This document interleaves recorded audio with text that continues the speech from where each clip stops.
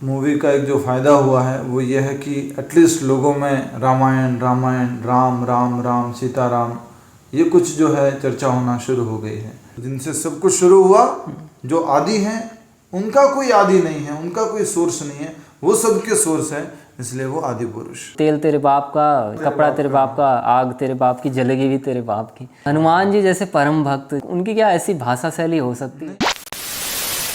स्वागत है आप सभी का सोशल सैफ्रॉन में। आपने थंबनेल देख लिया होगा, आदि पुरुष पे चर्चा। मेरा नाम है अभिषेक यादव मनीष। आज हमारे साथ हैं हरिनाम प्रो। हरिनाम प्रो पिछले 10 सालों से आध्यात्मिक जीवन में प्रैक्टिस कर रहे हैं। प्रभु आपका बहुत बहुत स्वागत है। Thank you. हरे कृष्णा अभिषेक जी। तो रिसेंटली प्रभु मैंने आदि पुरुष मूवी देखी। जो आदि पुरुष मूवी हमने रामानंद सागर की रामायण भी देखी है।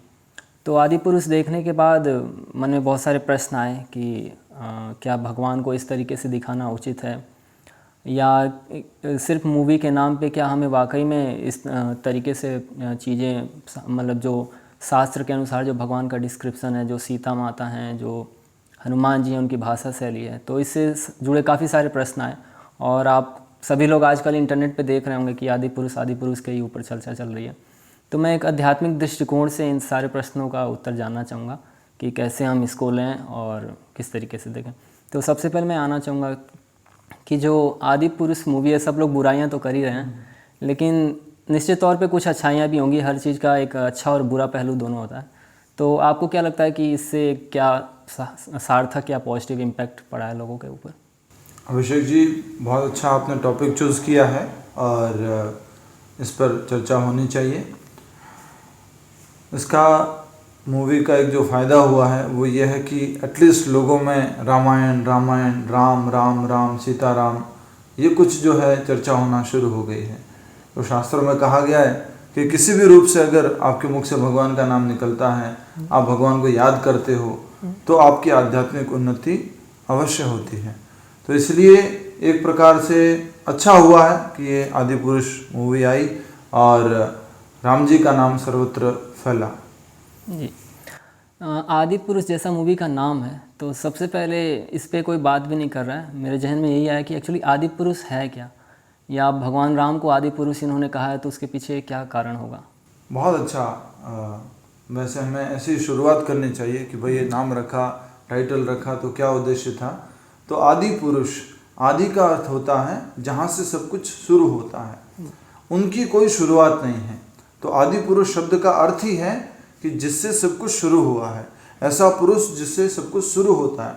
और ब्रह्मा जी भी कहते हैं अपने ब्रह्म संहिता में ही, ईश्वरः परम कृष्ण सच्चिदानंद विग्रह अनादिर आदिर गोविंद। तो वो गोविंद, वो राम, वो आदि है सबके। तो आदि पुरुष शब्द का जो शाब्दिक मीनिंग है, शाब्दिक अर्थ है, वो ये है कि ऐसे व्यक्ति, ऐसे परम पुरुष जिनसे सब कुछ शुरू होता है। यानी कि वो भगवान राम, वो भगवान कृष्ण, जिनसे पूरे जगत की, पूरी सृष्टि की शुरुआत हुई।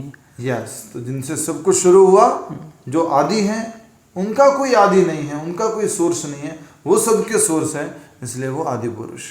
ओके। तो प्रभु जी, मैं मूवी का, जैसे मैंने टाइटल की बात कर ली, अब जैसे जैसे मैं मूवी में आगे बढ़ा, मैंने जो देखा तो उसी से मैं प्रश्न पूछूंगा। जब मैंने शुरुआत होती है तो मैंने देखा कि रावण तपस्या कर रहे हैं और उसके बाद ब्रह्मा जी उनको वरदान देने आ रहे हैं। परंतु वो वरदान जब दे रहे हैं तो वो ऐसा लग रहा है रावण को नहीं, हिरण्यकशिपु को वरदान दे रहे हैं। तो मैं इस पर थोड़ा क्लैरिफाई कर चाहूँगा आपका, आप इसको क्लैरिफाई करें कि क्या रावण को ऐसा वरदान दिया था कि ना तुम दिन में मरो ना रात में मरो? अच्छा, ऐसा वरदान दिया गया हाँ, कि दिन में न मरो, रात में न मरो, न घर के बाहर, न घर के अंदर, न अस्त्र से, न शस्त्र से। बिल्कुल। तो ये तो हिरण्यकशिपु को दिया गया था ब्रह्मा जी द्वारा। हिरण्यकशिपु ने जब बहुत घनघोर तपस्या की थी तो ब्रह्मा जी ने उनको ये वरदान दिया था। रावण को ऐसा वरदान नहीं दिया गया था। रावण अलग तरह से तपस्या किए थे, अलग तरह से वरदान प्राप्त किए थे। तो ये रावण को दिया गया वरदान नहीं है, ये तो हिरण्यकशिपु को दिया गया था। शायद मुझे लगता है मेकर्स इसमें, उनको इतना भी नहीं पता चल पाया कि रावण और हिरण्यकशिपु में अंतर क्या है। ये सीन देखने के बाद एक प्रश्न मन में उठता है, जब आप ऐसी मूवी बनाते हैं, 600 करोड़ रुपए आप स्पेंड करते हैं और आप क्लेम करते हैं कि एक, जैसे उन्होंने टाइटल रखा था हर भारतीय की आदि पुरुष, आप इसको ऐसे प्रमोट कर रहे हैं कि ये एक तरीके से रामायण ही है। परंतु इतनी बड़ी मूवी जब बना रहे हैं आप 600 करोड़ रुपए, 600 हाँ करोड़ 600 रुपए करोड़ खर्च हुआ रुपए, है। 600 अभिषेक करोड़, जी आप सही कह रहे हैं। बिल्कुल बिल्कुल आप 600 हाँ, करोड़ 600 करोड़। तो क्या 600 करोड़ रुपए खर्च करने वाले आदमी सिंपल है, यदि कोई स्क्रिप्चर या किसी संत लोग का गाइडेंस नहीं ले सकते थे कि वो इतना समझ पाए कि हिरण्यकशिपु और रावण में अंतर क्या है? ये तो बहुत ही कह सकते हैं शर्म की बात है कि जो भी इसके राइटर थे या जो रिसर्च करने वाले थे वो इतना भी नहीं समझ पाए कि रावण कौन था और हिरण्यकशिपु कौन था। और मूवी कोई एक दिन में तो बनी नहीं है, ये कोई इंस्टाग्राम रील तो है नहीं या कुछ यूट्यूब शॉर्ट तो है नहीं। ये एक बहुत बड़ी मूवी है, आई थिंक लगभग 3 घंटे की ये मूवी है और इसको बनाने के लिए बहुत समय लगा होगा, बहुत विचार गया होगा इसके ऊपर। तो अवश्य ही जो बनाने वाले हैं, जो डायरेक्टर हैं, जो राइटर हैं, उन सबको सोचना चाहिए था, विचार करना चाहिए था, समझना चाहिए था। और नहीं मालूम था, कुछ नहीं समझ में आ रहा था तो एक बार एटलीस्ट वो रामानंद सागर वाली जो रामायण है वो देख लेते। अगर उनके पास पढ़ने का टाइम नहीं था, उनके पास कुछ रामायण को खोलने का समय नहीं था, तो एटलीस्ट एक बार वो रामानंद सागर वाली जो रामायण थी उसको अगर वो देख लेते तो उनको बहुत ही सही अनुभव हो जाता, बहुत ही सही उनको आइडिया लग जाता। प्रभु जी आपने रामानंद सागर की रामायण की बात उठाई है तो मैं उसी पे आना चाहूँगा। मुझे ऐसा लगता है कि अगर आगे कभी भी रामायण बनेगी या अभी भी कई सारी रामायण बन चुकी है तो हमेशा एक कंपैरिजन रखा जाता है रामानंद सागर की रामायण की। तो रामानंद सागर की रामायण में ऐसा क्या था कि उनके पात्र जो हैं वो एक तरीके से अमर बन गए हैं। लोगों के हृदय में आज भी जब राम की छवि को याद करते हैं लोग तो अरुण गोविल जी ही याद आते हैं। जब रावण को याद करते हैं तो वो लगता है कि हाँ वो रामायण में जो रावण था वही असली रहा होगा। तो रामानंद सागर की रामायण में ऐसी क्या थी कि जो लोगों के दिलों में अभी तक राज कर रही है, जबकि आदि पुरुष जैसी मूवी जो 600 करोड़ और इस तकनीक के आधुनिक ज़माने में बनते कर भी वो भले ही पैसे कमा लें बट वो लोगों का दिल नहीं जीत पाए। तो ऐसा क्या? तो अभिषेक जी बात ऐसी है कि बहुत सारे लोग बोलते हैं कि ये भगवान का चित्र कहाँ से आया, ये कृष्ण ऐसे कैसे आ गए या राम जी कैसे आ गए, ये तो किसी का इमेजिनेशन है। पर वास्तव में ये सत्य नहीं है। भगवान श्री कृष्ण को अगर मूल्यधारी दिखाया गया है, उनके मुकुट पे अगर मोर कमल है, मोर का पंख है, तो ये शास्त्रों में इसका वर्णन दिया गया है। जैसे कहा गया वेणुम कुणंतम अरविंद दलायताक्षम बरहावतम समसितांबुद सुंदरांगम कंदर्प कोटि कमनीय विशेष शोभम गोविंदमादि पुरुषम तमहम भजामि। तो उन सब शास्त्रों को रेफर करने के बाद जो चित्रकार थे, जो बनाने वाले थे, उन्होंने उनको बनाया है। और शास्त्रों में वो वर्णन कैसे आया, वो स्वयं उन शास्त्रों के रचयिताओं ने, उन शास्त्रों को बोलने वालों ने भगवान का दर्शन करने के बाद वो वर्णन लिखा है। और दर्शन करने के साथ साथ उनके हृदय में भी वो ज्ञान दिया गया था। जैसे ब्रह्मा जी है तो उनके हृदय में तेने ब्रह्म हृदय आदि कवय, तो उनके हृदय में जो है ज्ञान दिया गया था कि भगवान कैसे है। उसी प्रकार अगर जो मूवीज़ वगैरह हम बनाते हैं, बनाई गई हैं और आदि पुरुष नाम दिया गया, लेकिन पहले जो रामानंद सागर जी ने रामायण बनाई थी उसके लिए आप भी बचपन में शायद घर की सारी खिड़कियां दरवाजे बंद करके और सब लोग जो आ जाते थे शांत बैठ जाते थे और फिर वो रामायण देखने के लिए उत्सुक रहते थे। तो पूरे देश भर में, और उस समय छोड़िए अभी अभी जब लॉकडाउन हुआ था और लॉकडाउन में दोबारा से इसको दिखाया गया था, तब भी ये टॉप हिट में गई थी, सबसे अच्छे लेवल पर इसका व्यूज था। तो रामायण रामानंद सागर जी द्वारा बनाई गई उस रामायण में क्या खासियत थी? खासियत ये थी, ऐसा कहा गया है कि रामानंद सागर जी ने कम से कम 18 तरह की अलग अलग रामायण पढ़ी थी। उन्होंने रिसर्च किया था और वो खुद एक भक्त थे भगवान के, राम जी के भक्त थे। और उन्होंने कभी भौतिक प्रकार के सिनेमा, भौतिक प्रकार की मूवियाँ वो सब नहीं बनाया है। तो इसलिए उनके पास वो दृष्टिकोण था, वो भगवान की कृपा थी। और सबसे इम्पोर्टेंट शास्त्रों का आधार था। तो शास्त्रों के आधार पर जब आप काम करोगे तो वो अवश्य ही व्यक्तियों के, मनुष्यों के हृदय में लग जाएगा और व्यक्ति उसको आधार मानता है, सत्य मान बैठता है। तो इसलिए जो रामानंद सागर जी वाली रामायण थी वो लोगों के हृदय को छू गई।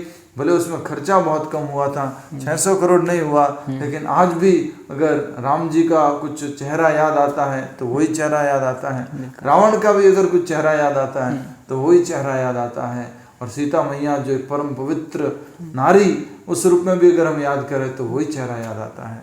इसलिए उनके द्वारा बनाए गए इस रामायण में खासियत यही थी कि शास्त्रों का आधार था। बिल्कुल। प्रभु, आपने जैसे बताया कि रामानंद सागर जी एक भक्त थे, तो जब कोई किसी आध्यात्मिक मूवी का निर्माण कर रहा है, जैसे भगवान राम की मूवी या फिर भगवान कृष्ण की, तो इसमें भक्ति का कितना रोल है? ये मतलब इस चीज़ का कितना मायने रखता है कि व्यक्ति भक्त है या फिर भक्तों से गाइडेंस लेकर के बना रहा है, तो वो कितना मायने रखता है ऐसी मूवीज़ को बनाने के लिए, या क्या सावधानियां बरतनी चाहिए आध्यात्मिक मूवीज़ को बनाते वक्त?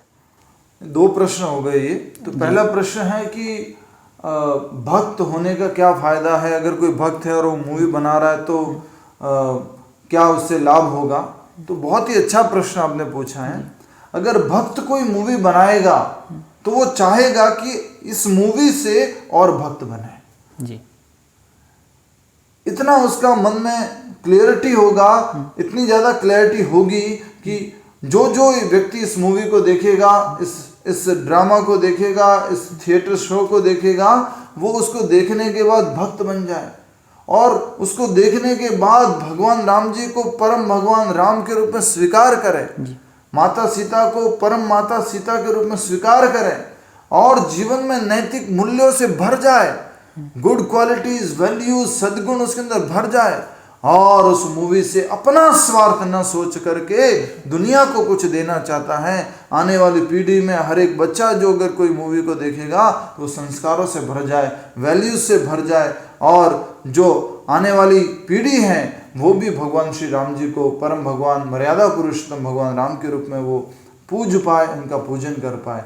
तो भक्त का उद्देश्य तो बहुत ही क्लियर होता है कि मैं अगर मूवी बनाऊंगा तो मूवी देखने के बाद आगे भी भक्त बनने चाहिए और मूवी के अंदर इतना ज्यादा भगवान राम जी का वो गुणगान करेगा, न किसी और राक्षस का या असुर प्रवृत्ति वाले लोगों का नहीं करेगा, भगवान राम जी का गुणगान करेगा। तो भक्त को बहुत क्लियर है कि मेरा अगर कोई कार्य मैं कर रहा हूं वो जो है भगवान के गुणगान के लिए होना चाहिए। अगर मैं कुछ गलत करूंगा, अगर मैं मेरा स्वार्थ इसमें डालूंगा तो मैं कर्म बंधन में फंस जाऊंगा, मैं अपराध कर दूंगा, तो इसलिए वो ऐसे कार्य नहीं करता है। और दूसरा जो आप पूछे थे कि कोई भी आध्यात्मिक मूवी बनाने के लिए क्या सावधानी रखनी चाहिए, अभिषेक जी सबसे पहली बात तो ये है कि पहले जो कोई भी मूवी बनी या जो ये सिनेमा का शुरुआत हुआ भारत में तो आध्यात्मिकता से ही शुरुआत हुआ था। ऐसा नहीं था कि कुछ बॉलीवुड शुरू हुआ या कुछ आइटम सॉन्ग शुरू हुआ, उससे शुरुआत नहीं हुई है।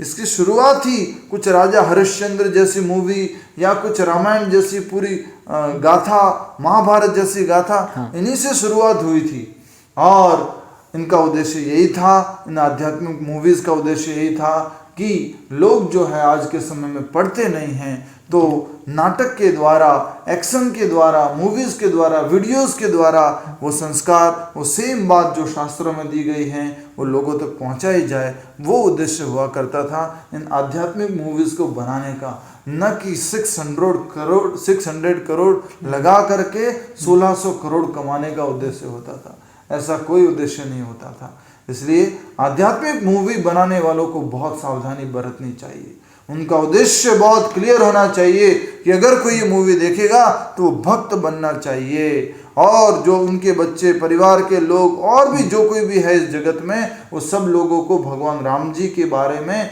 उनकी लीलाओं के बारे में, उनके गुणों के बारे में ज्ञान मिलना चाहिए और वो लोग भगवान श्री राम जी की शिक्षाओं से प्रभावित होना चाहिए। अपने जीवन चरित्र को भी राम जी के चरित्र को आदर्श मानते हुए अपने चरित्र को भी वो अच्छा बनाने की कोशिश करनी चाहिए।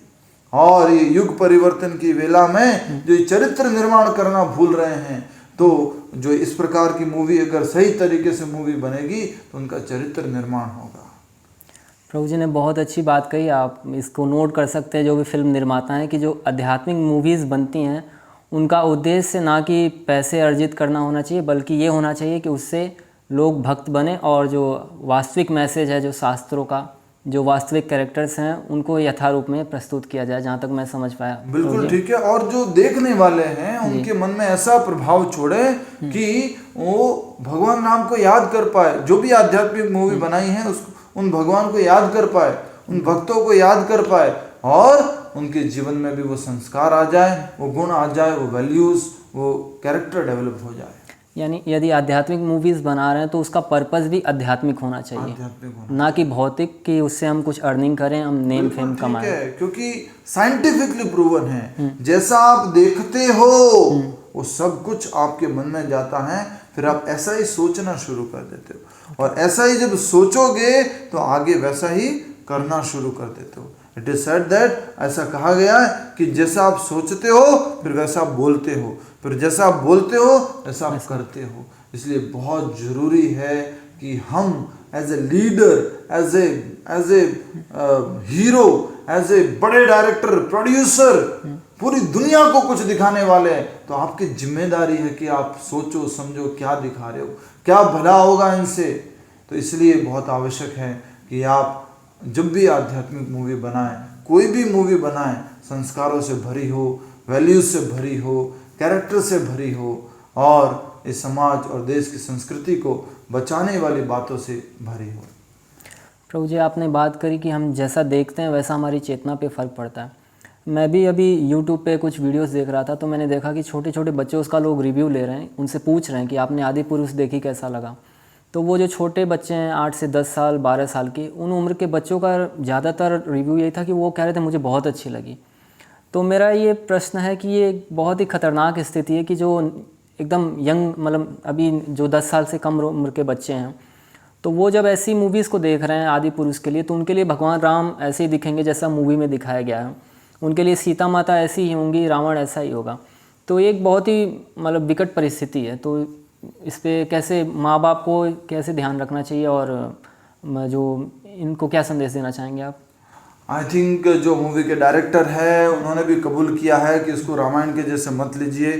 मैं भी पहले उनका उद्देश्य वो था, अगर वो सक्सेसफुल हो जाती तो वो कहते कि हमने नई रामायण बनाई है, मॉडर्न रामायण बनाई है, लेकिन अब वो ऐसा कह रहे हैं कि इसको रामायण के रूप में मत लीजिए। और हमें भी अपने बच्चों को कहना चाहिए कि ये रामायण के रूप में नहीं है। एक छोटा सा अगर उदाहरण ले तो उसमें जो रावण है वो उसके जो वाहन है उसको वो मीट खिला रहा है हाथ में पकड़ करके। तो रावण ऐसे नहीं करता था, वो एक ब्राह्मण था, और ब्राह्मण होने के नाते वो कुछ नियम पालन करता था, आज के जैसे नहीं है। और आज आप जो कह रहे हैं कि बच्चों में जो देखा, बच्चों ने उनसे जो रिव्यू लिए गए उसमें वो बच्चे कहते हैं बहुत अच्छी मूवी थी, बहुत अच्छा लगा, तो उसका कारण ये है कि उनको कुछ मालूम ही नहीं है कि अच्छा क्या था। उनके लिए तो वही एक्शन, फाइट, एक काइंड ऑफ एंटरटेनमेंट, और जो क्या कह सकते हैं इफेक्ट्स, थ्रिल, वो सब जो दिखाया गया है उनको तो वो सब अच्छा लग रहा है। तो कभी भी हमें अपने शास्त्रों के साथ में, अपने भगवानों के साथ में, उनके चरित्रों के साथ में छेड़छाड़ नहीं करनी चाहिए। ये बहुत डेंजरस है, बहुत खतरनाक है, क्योंकि आगे आने वाली पीढ़ी वो रामानंद सागर वाले रामायण नहीं देखेगी। अगर उनको कभी इच्छा हुई रामायण देखने की तो ये आदि पुरुष देखेंगे, और वो नहीं समझ पाएंगे कभी अपनी ज़िंदगी में राम जी का क्या स्थान है, सीता मैया का क्या स्थान है। और एक और बात कहना चाहूँगा, जो ऐसे रोल करते हैं जो सीता मैया का या राम जी का, इन लोगों को बहुत केयरफुल होना चाहिए। अरे आप कर रहे हो, आप भी एक बार चेक कर लो ना। आपने नहीं देखी थी क्या रामायण? आपने नहीं देखी थी क्या महाभारत? आपने नहीं देखा था क्या रावण ने कैसे तपस्या की थी और रावण को क्या आशीर्वाद दिया गया था? आप जब एक्शन करने वाले हो तो just because you are getting some money, आपको कुछ पैसा मिल रहा है, तो बस डायरेक्टर जैसे बोल रहे, जैसे स्क्रिप्ट लिखी हुई है ऐसे करते जाओगे? नहीं, ऐसा बिल्कुल नहीं करना चाहिए आपको एटलीस्ट जब भगवानों के रोल करते हो, सीता मैया के, राधा रानी के, कृष्ण के जब रोल करते हो, तब तो आपको 10 बार नहीं लाख बार सोचना चाहिए कि ये जो डायरेक्टर ने मुझे स्क्रिप्ट दी है ये सही है या गलत है। अपने पिता या माता जी से पूछ लोगे तो मालूम पड़ जाएगा, दादाजी से पूछ लोगे तो मालूम पड़ जाएगा कि ये क्या सही था जो ऐसा बताया जा रहा है इसमें, या जो मैं ऐसा करने जा रहा हूँ या करने जा रही हूँ, ऐसा मुझे करना चाहिए या नहीं करना चाहिए, ऐसा रोल मुझे एक्सेप्ट करना चाहिए या नहीं करना चाहिए। क्योंकि फ्यूचर में आप आगे जाके जब बॉलीवुड के अलग अलग आइटम सॉन्ग करोगे, छोटे कपड़ों में डांस करोगे और इधर उधर के कुछ सीन वगैरह करोगे, और जब लोग कंपेयर करेंगे आपको कि ये तो सीता माता का रोल किए थे, ये तो राम जी का रोल किए थे, तो बिल्कुल भी सही इंप्रेशन नहीं जाने वाला है। तो डायरेक्टर्स, जो भी मूवी प्रोड्यूसर्स है, डायरेक्टर्स है, उनसे भी रिक्वेस्ट है, जब ऐसी आध्यात्मिक मूवी के लिए आप कैरेक्टर चूज करते हो तो ऐसे कैरेक्टर चूज किया करो जो ओनली आध्यात्मिक मूवीज बनाते हैं, आध्यात्मिक सीरियल बनाते हैं, ऐसे कैरेक्टर चूज किया करो।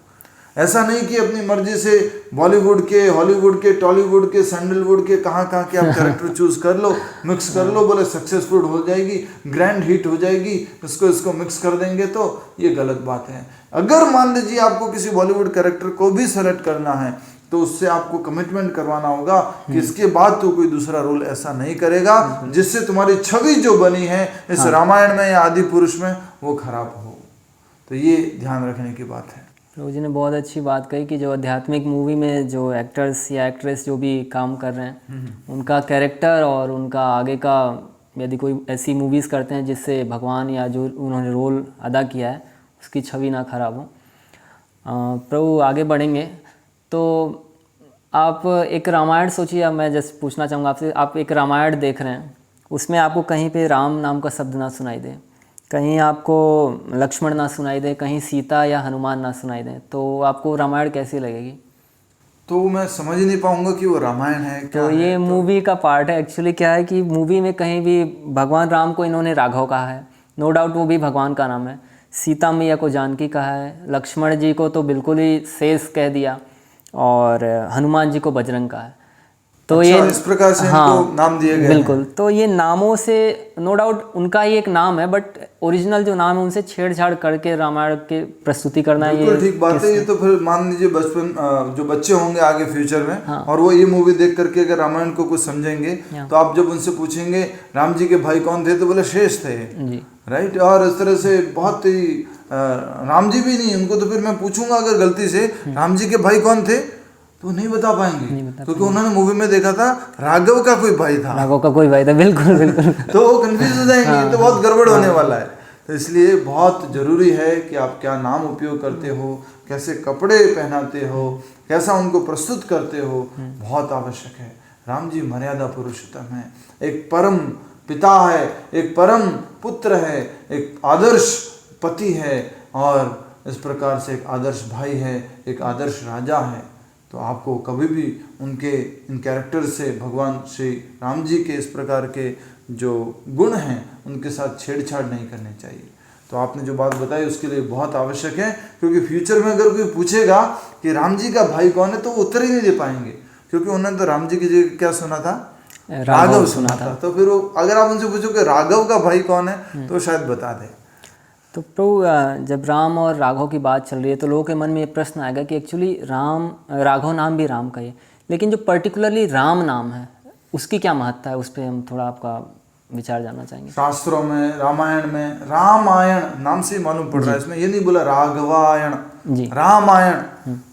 तो राम शब्द का अर्थ है कि जो आनंद देते हैं, सत्यानंदे चिदात्मनि ही इति पद रामेशु। जो राम शब्द क्या देता है, बहुत आनंद देता है, आनंद देने वाले हैं राम। और आप अगर ये राम शब्द का उपयोग करते हैं, और शास्त्रों में तो इतना बोला गया, अगर राम में र भी बोलते हैं आप तो आप भगवान की कृपा प्राप्त कर लेते हैं। और राम शब्द के बारे में शास्त्रों में बहुत जगह उल्लेख है, सहस्त्र नाम, 1000 बार जब आप विष्णु जी के नाम लेते हैं तो एक नाम राम जी के बराबर है। इसलिए ये छोटा सा प्यारा सा 2 अक्षर का जो शब्द है राम, यही उच्चारण करना चाहिए, इसको ही बोलना चाहिए। भजन में, कीर्तन में अगर आप राघव वगैरह यूज़ करते हैं बहुत अच्छा है, कुछ गलत नहीं है, दोनों बराबर ही हैं, लेकिन शास्त्रों में राम शब्द का उपयोग किया गया है। मुझे लगता है मूवी में जैसे इन्होंने राम नाम हटाया तो मुझे लगता है मूवी की आधी आत्मा तो वैसे ही खत्म हो गई। बिल्कुल राम ही शब्द नहीं आ रहा तो फिर कैसे, वो कैसी रामायण होगी बिना राम के, कैसी होगी, कैसे रामायण होगी। इसलिए उन्होंने जानबूझ के शायद नाम आदि पुरुष रखा है जी।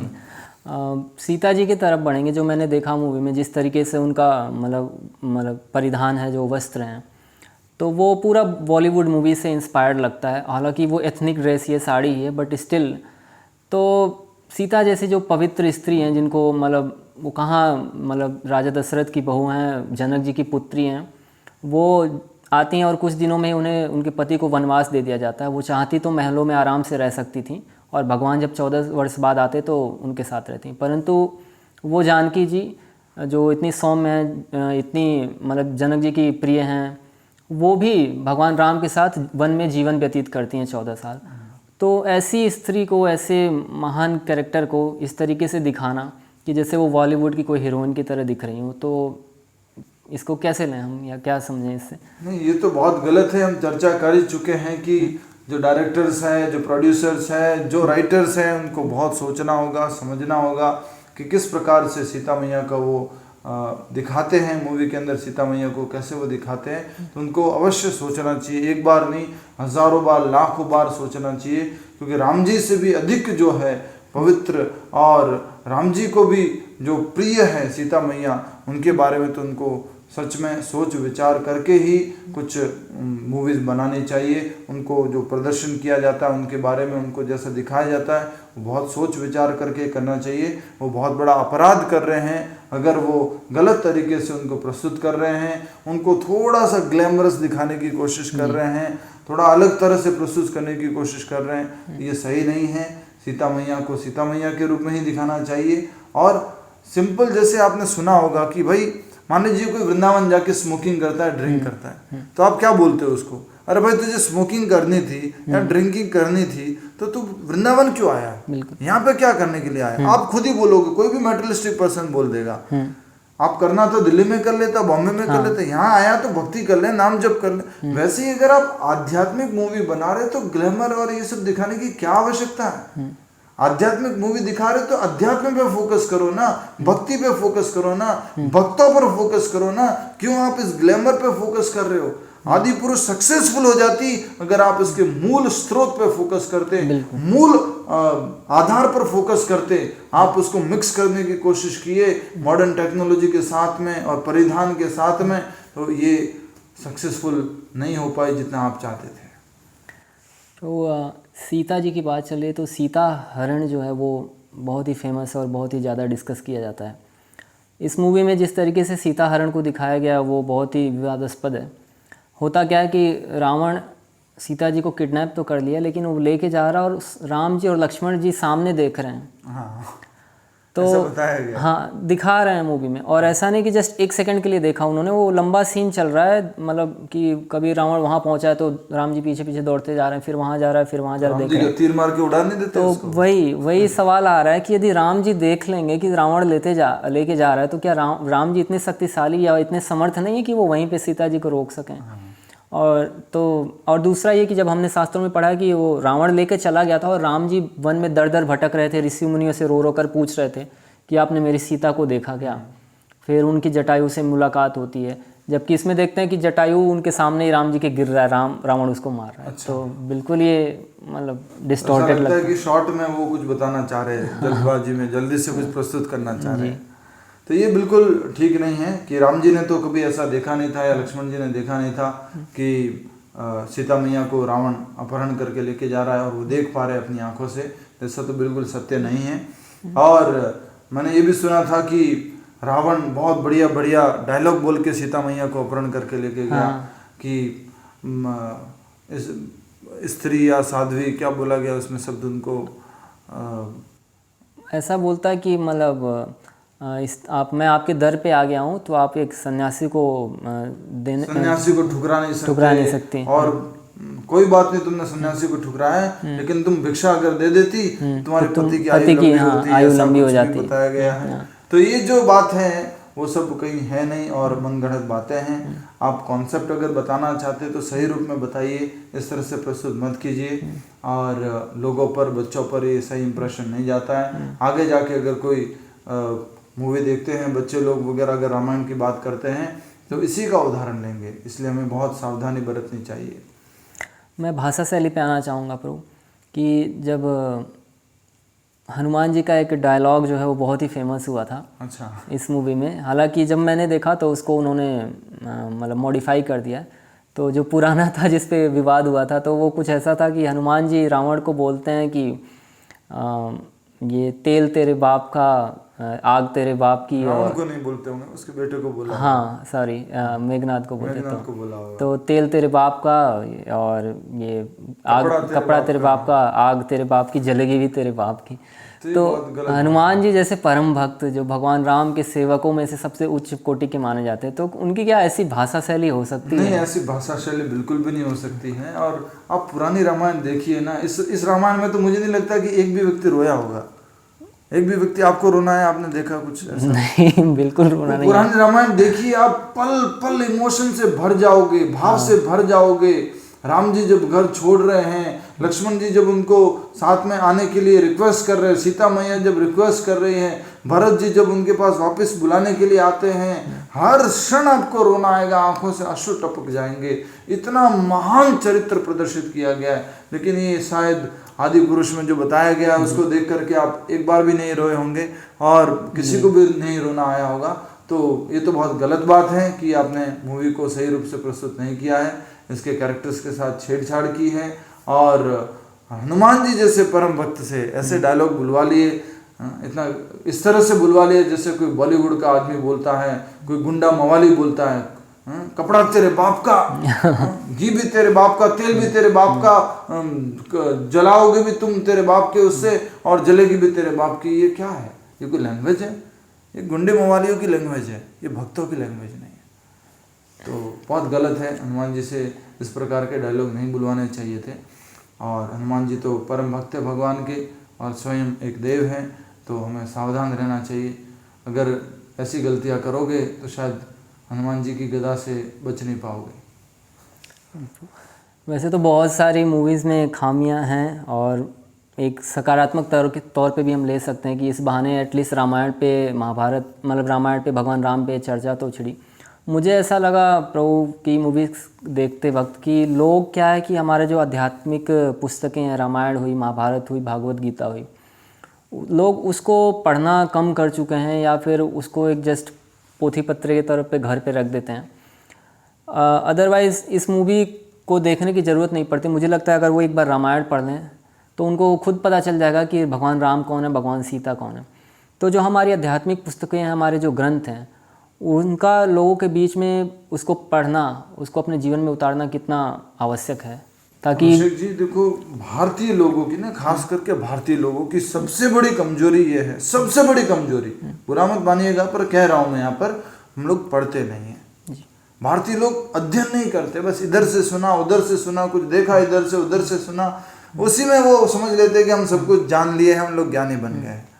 अगर भारतीय लोग अध्ययन करना शुरू कर दें, जो कि शास्त्रों में बताया गया स्वाध्याय, हर व्यक्ति को स्वाध्याय करना चाहिए, तो अगर वो स्वाध्याय करना शुरू कर दे तो कोई हिम्मत भी नहीं करेगा ऐसी मूवी बनाने का, क्योंकि उनको मालूम है मूवी बनाने वालों को लोग पढ़ते नहीं हैं, पुराने रामायण भूल चुके होंगे, अब हम कुछ भी प्रस्तुत करेंगे ये लोग तो बस मसाले के रूप में उसको स्वीकार कर लेंगे, पॉपकॉर्न खाते हुए, कुछ कोको कोला पीते हुए बढ़िया से देखेंगे, वाह वाह वाह, कुछ जो उसमें इफेक्ट्स है, जो अलग अलग तरह के उसमें टेक्नोलॉजी यूज़ करके जो बनाया गया है, उसको देख के बस अप्रिशिएट करेंगे।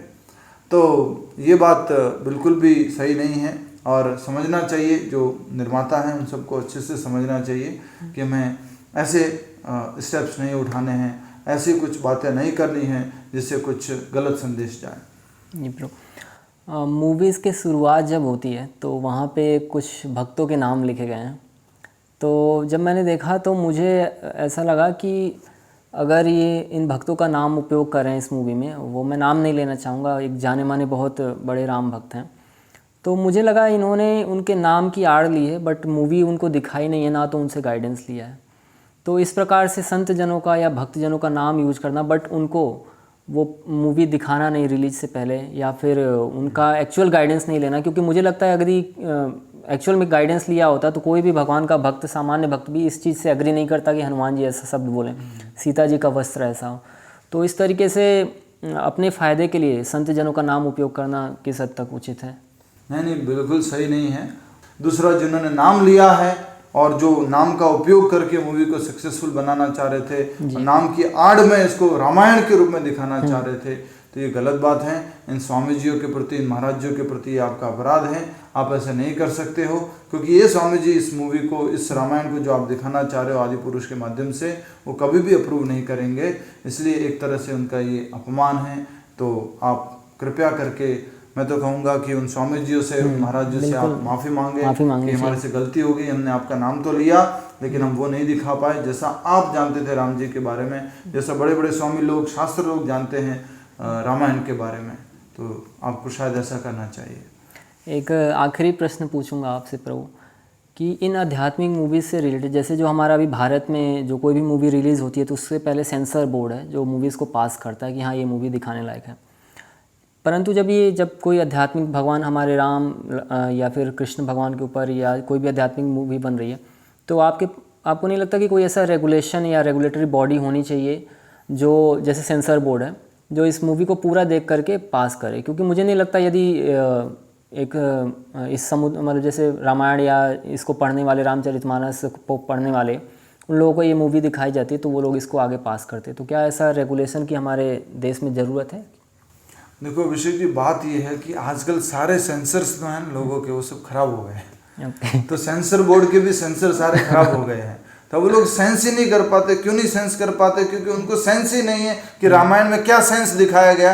तो उनको यही मालूम नहीं है कि रामायण में क्या सेंस है, उससे क्या सेंस निकालना चाहिए। तो सेंसर बोर्ड के सारे सेंसर खराब है, और सेंसर खराब होने की वजह से फिर वो कुछ स्कैनिंग नहीं कर पाते, कुछ सेंस नहीं कर पाते कि ये मूवी क्या दिखाने वाली है और रियल रामायण क्या दिखाने वाली थी। इस कारण से वो कुछ रोक टोक नहीं कर पाते, मोटा पैसा देखते हैं, बड़े बड़े लोगों का इसमें एक्टिंग देखते हैं, और उस कारण से फिर उसको स्वीकार कर लेते हैं। लेकिन अपराध के भागी तो सब बनने वाले हैं।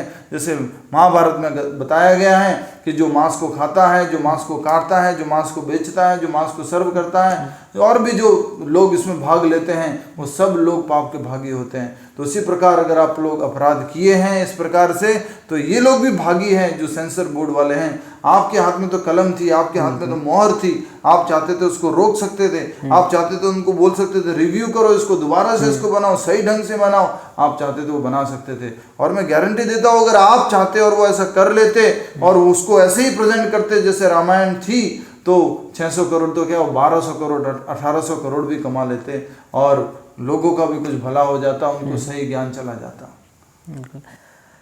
जस्ट आपसे ये पूछना चाहूँगा, यदि आपको आदि पुरुष देखनी हो तो आप उसको देखना चाहेंगे? अभी ये सब चीज़ें सुनने के बाद इतना बता दिया है कि उसमें नाम भी ऐसे उपयोग किए गए, सीता मैया, मतलब आपका कुछ इंटरेस्ट जग रहा है कि मुझे देखना? नहीं जग रहा बिल्कुल भी, क्योंकि मैं नहीं चाहता कि ऑलरेडी जो राम जी मेरे मन में विराजे हुए हैं, ऑलरेडी जो सीता मैया जो मेरे मन में विराजे हुए हैं, भाई लक्ष्मण, भाई भरत जो और विराजे हुए हैं, उनकी छवि किसी भी प्रकार से धूमिल हो, वो थोड़ी खराब हो। तो मैं नहीं चाहता कि इस प्रकार देख करके मैं उनकी छवि खराब करूं, और बाकी लोगों को भी नहीं करनी चाहिए। बट अगर आपको एजुकेट करना है, आपको डिफ्रेंशिएट करना है, कि मालूम करना है कि क्या डिफरेंस था, उसमें क्या सेंस था और इसमें क्या सेंस है, तो उसके लिए शायद आपको देखना पड़ सकता है। और कभी कभी हम लोग ऐसी मूवीज देखते हैं जैसे कि ओ माय गॉड आई थी, या पीके आई थी, या आपके द केरला स्टोरी आई, द कश्मीर फाइल आई, या ये आदि पुरुष आई, जिससे कि समाज के लोगों को सही संदेश देने के लिए हम कभी कभी ऐसी मूवी देखते हैं जिससे कि हम सही संदेश दे पाए। और ये बहुत आवश्यक है, नहीं तो लोग तो मिसडायरेक्ट करते रहेंगे, कोई गाइड करने वाला होगा ही नहीं, और हम लोग तो भोले भाले जिधर भेड़ चाल की तरफ चलते रहेंगे और ऐसे ही गलत चीज़ों को सही मानते रहेंगे। ये कलयुग है, संभल के चलना चाहिए। सब चीज़ों में मिक्सर है, सब चीज़ों में मिलावट है, ध्यान रखना चाहिए। इसलिए प्रभुपाद जी जो इस्कॉन संस्था के संस्थापक आचार्य हैं, प्रभुपाद जी ने भगवत गीता भी दी, तो Bhagavad Gita as it is दी, कोई पर्सनल मोटिवेशन नहीं, कोई इंटरप्रिटेशन नहीं, प्योर भगवत गीता दी। और उसी कारण से जो अमेरिका में रहने वाले हिप्पीज थे, न्यूयॉर्क में जो सड़कों पे सोने वाले, घास फूस में छुपने वाले हिप्पीज थे, नशा करने वाले, जुआ खेलने वाले, LSD लेने वाले वो हिप्पीज, अभिषेक जी, वो प्रभुपाद जी की प्योरिटी के कारण, एज इट इज मैसेज देने के कारण वो लोग भक्त बन गए, उनका हृदय पवित्र हो गया। वो लोग सब कुछ छोड़ करके कीर्तन करने लग गए, नाम जप करने लग गए, धोती कुर्ता पहनने लग गए, कंठी माला पहनने लग गए, शिखा रखने लग गए। तो जब आप सही चीज प्रस्तुत करते हैं ना, तो लोगों का हृदय परिवर्तित होता है। इसलिए श्रील प्रभुपाद जी कहते थे purity is the force, so keep your things very pure, then it will have a force that people will see it like anything. तो आपका ये जिम्मेदारी है, प्रभुपाद जी की बातों को समझिए। प्रभुपाद जी परम वैष्णव परम गुरु हैं, उनके आदेश को पालन कीजिए, उन्होंने जैसा बताया है उसको समझिए। हम रावण की चर्चा करना भूल गए, जस्ट 2 मिनट और आपका समय लूँगा रावण के ऊपर। बहुत इम्पोर्टेंट है रावण हाँ, तो रावण 10 मुख वाला था, वो भी ऐसी तो बहुत सारी चीज़ें हैं, जैसे रावण के जो किला है, लंका है, तो लोग कह रहे थे कि ऐसे लग रहा है कोयले की है, बट मैंने जो देखा मुझे लगा वो लंका पहले ही जली हुई है, पहले से जली हुई थी, उसको जलाने की जरूरत लंका के रूप में नहीं दिखाया बिल्कुल नहीं है। अशोक वाटिका तो लगी नहीं रही, अशोक वाटिका है। खैर बहुत सारी चीज़ें हैं, लेकिन मैं रावण जो है उसका हेयर कट ही कुछ अलग टाइप का है, वो लोहे पीट रहा है कभी कभी, तो मेरे दिमाग में ये आया, वो अजगर से मसाज करा रहा है अपनी। अच्छा तो मेरे दिमाग में एक ख्याल आया कि इन केस अगर ये रावण ये मूवी को देखता तो आप उसका क्या रिएक्शन होता? रावण अगर ये मूवी को देखते तो क्या रिएक्शन होता? दो तरह से कह सकते हैं, या तो वो सर पीट के रोता, अपने 10 सिर के ऊपर वो मार रहा होता, या फिर 10 सिर से या 10 मुखों से या 10 आंखों से उसी टाइम उस मूवी को बहुत भस्म कर देता। उसकी रील, उसकी कॉपी, उसके नेगेटिव जो किसी के कंप्यूटर में भी पड़ा है तो उसको तुरंत वो डिलीट मार देता, सिर्फ डिलीट ऑल। बोले मेरे को इतना गंदा दिखाया, कोई स्टैंडर्ड नहीं है मेरा, मैं भाई रावण हूँ भाई, 10 मुख वाला रावण हूँ, दशानन रावण हूँ, मेरे को इतना घटिया दिखाया, राम जी तो बाद की बात है। तो वो वैसे ही सब कुछ कंट्रोल ऑल्ट डिलीट सब कुछ मार लेता, पूरे संसार से ही मूवी गायब हो जाती। प्रभु जी का बहुत बहुत धन्यवाद जो आपने हमें समय दिया इतना इस आदि पुरुष के ऊपर डिस्कशन के ऊपर। आप सभी लोग से आग्रह है कि आप जो प्रभु जी ने इन बातें बताई कि आध्यात्मिक मूवीज़ किस प्रकार होनी चाहिए, क्या ख्याल रखना चाहिए यदि कोई मूवीज़ निर्माण कर रहा है, जो हम जैसे साधारण व्यक्ति जो ओपन माइंड से इन मूवीज़ को देखने जाते हैं और जो मूवीज़ में दिखाया गया है उसको ही हम एज इट इज़ ना एक्सेप्ट करें, हम चेक करें शास्त्रों के अनुसार जो भक्तजनों का गाइडेंस है, तभी जाके उसको हम स्वीकार करें। और सबसे बड़ी चीज़ जो प्रभु ने बताई कि जो पुस्तकें हमारी आध्यात्मिक पुस्तकें उनका अध्ययन करना बहुत ज़रूरी है, ताकि हम इन चीज़ों को वास्तविक में जान सकें। प्रभु जी बहुत बहुत धन्यवाद। थैंक यू अभिषेक जी, आपका नाम मनीष भी है, अभिषेक भी है, बहुत सारे नाम है, चंद्र का नाम भी बहुत अच्छा है, तो थैंक यू जी। हरे कृष्णा, बहुत बहुत धन्यवाद। आप सभी लोग अच्छे से समझिएगा और आगे ये संदेश पहुंचाइएगा। और प्रभु जी इंस्टाग्राम पे काफ़ी एक्टिव हैं, प्रभु बहुत सारे आध्यात्मिक प्रश्नों के जवाब देते रहते हैं और प्रभु के वीडियोस आते रहते हैं, तो उसका लिंक मैं डिस्क्रिप्शन में दे दूंगा, तो आप प्रभु को फॉलो कर सकते हैं इंस्टाग्राम पे। हरे कृष्णा, अच्छा मार्केटिंग कर रहे हैं। हरे कृष्ण। हरे कृष्ण।